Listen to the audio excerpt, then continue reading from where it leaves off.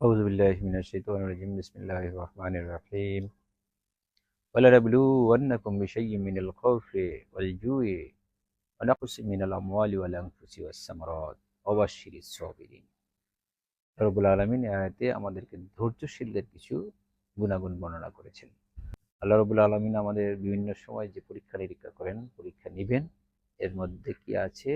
ওয়ানাকসিম মিনাল আমওয়ালি ওয়াল আনফুসি, মালের স্বল্পতা দ্বারা এবং আমাদের নিজের আত্মার মাধ্যমে আমরা নিজেকে আল্লাহর জন্য নিবেদিত করতে পারি কিনা, যুদ্ধের মাঝে আমরা অবতীর্ণ হতে পারি কিনা, বিভিন্ন ধরনের ভয় ভীতি বিপদ আপদের মাধ্যমে আমাদের দ্বারা আমাদেরকে পরীক্ষা নিয়ে থাকবেন।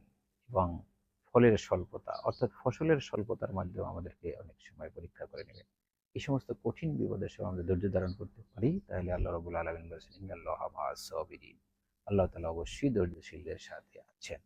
আমরা ধৈর্যশীল হওয়ার চেষ্টা করি, এই আশাবাদ ব্যক্ত করে এখানে শেষ করছি। আসসালামু আলাইকুম ওয়া রাহমাতুল্লাহি ওয়া বারাকাতুহু।